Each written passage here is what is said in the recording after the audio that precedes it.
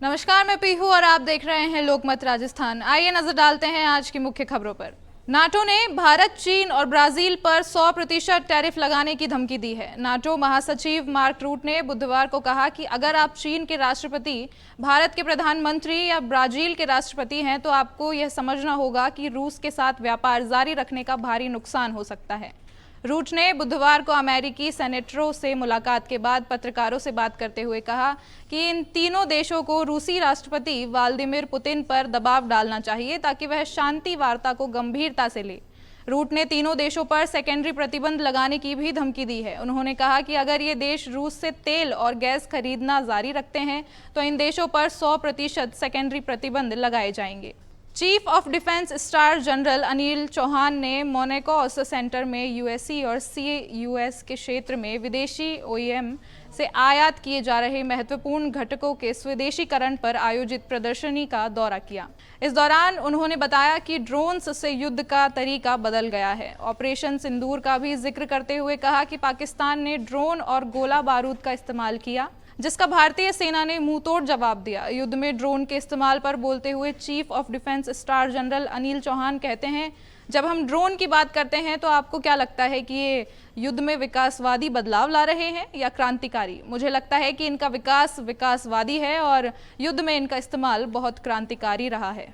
अमेरिकी राष्ट्रपति Donald Trump ने कहा कि अमेरिका भारतीय मार्केट में पहुंच हासिल करने के लिए एक समझौते पर काम कर रहा है। इसके अलावा उन्होंने इंडोनेशिया के साथ एक नए व्यापार समझौते की घोषणा की। इसके तहत इंडोनेशिया से आने वाले सामान पर अमेरिका 19% टैरिफ लगाएगा। ट्रंप ने भारत को लेकर कहा, हमें इंडियन में मार्केट में पहुंच मिलने वाली है। पहले हमें इन देशों में कोई पहुंच नहीं थी, हमारे लोग वहां व्यापार नहीं कर पाते थे। अब टैरिफ के जरिए हम पहुंच हासिल कर सकते हैं। ट्रंप ने बताया कि इंडोनेशिया के राष्ट्रपति जोको विडोडो से बात करने के बाद एक व्यापार समझौता हुआ है। इस समझौते के तहत इंडोनेशिया अमेरिका इंपोर्ट पर कोई टैरिफ नहीं लगाएगा, जबकि अमेरिका इंडोनेशिया से निर्यात पर 19% टैरिफ लगाएगा। ऑपरेशन सिंदूर के बाद पहली बार भारत और पाकिस्तान के विदेशी मंत्री 15 जुलाई को चीन के तियानजिन में आमने सामने आए। संघाई सहयोग संगठन समिट में भारत के विदेश मंत्री एस जयशंकर ने पहलगांव हमले की निंदा की। जयशंकर ने कहा कि यह हमला जम्मू कश्मीर की पर्यटन अर्थव्यवस्था को नुकसान पहुंचाने और धार्मिक विभाजन पैदा करने के लिए किया गया था। उन्होंने एससीओ से आतंकवाद के खिलाफ कड़ा रुख अपनाने की मांग की।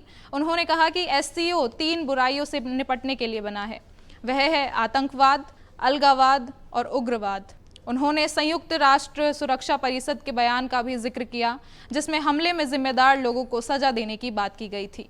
ईरान में स्थित भारतीय दूतावास ने भारत के नागरिकों के लिए ट्रैवल एडवाइजरी जारी की है। भारतीय दूतावास ने लोगों से ईरान में गैर जरूरी यात्रा से बचने की सलाह दी है। भारतीय दूतावास ने एक्स पर कहा, पिछले कई हफ्तों में सुरक्षा संबंधी घटनाक्रमों को देखते हुए भारतीय नागरिकों को सलाह दी जाती है कि वे ईरान की गैर जरूरी यात्रा करने से बचें। साथ ही लोगों को यह भी सलाह दी गई कि वे ईरान के ताज़ा घटनाक्रमों पर नजर रखें और भारतीय अधिकारियों की तरफ से जारी एडवाइजरी का पालन करें। जो भारतीय नागरिक पहले से ही ईरान में हैं और वहां से निकलना है, उन्हें कमर्शियल फ्लाइट और नौका फेरी सर्विस का इस्तेमाल करने को कहा गया।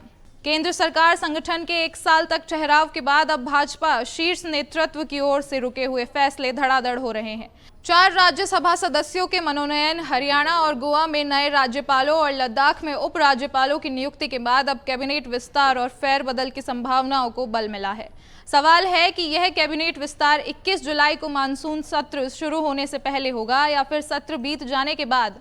इस बीच मंगलवार को गृह मंत्री अमित शाह और भाजपा अध्यक्ष जेपी नड्डा की अहम बैठक हुई।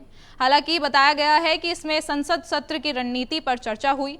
सूत्रों का कहना है कि 1 से अधिक मंत्रालय देख रहे कुछ मंत्रियों का भार कम करने की तैयारी है।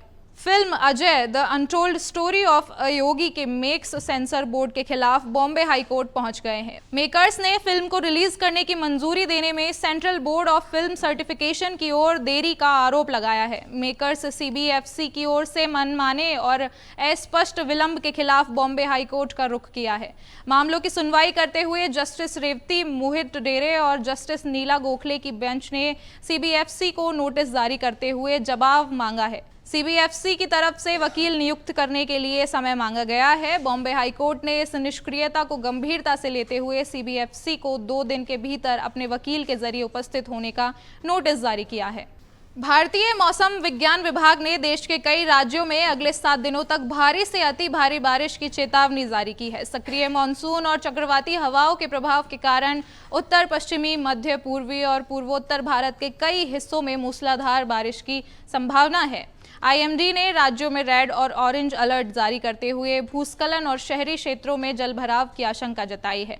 भारतीय मौसम विभाग के पूर्वानुमान के अनुसार 21 जुलाई को जम्मू और कश्मीर, हिमाचल प्रदेश, उत्तराखंड, पूर्वी उत्तर प्रदेश, पंजाब, हरियाणा और पश्चिम उत्तर प्रदेश के विभिन्न स्थानों पर भारी बारिश का अलर्ट जारी किया है। ऐसी तमाम खबरों और अपडेट्स के लिए देखते रहिए लोकमत राजस्थान।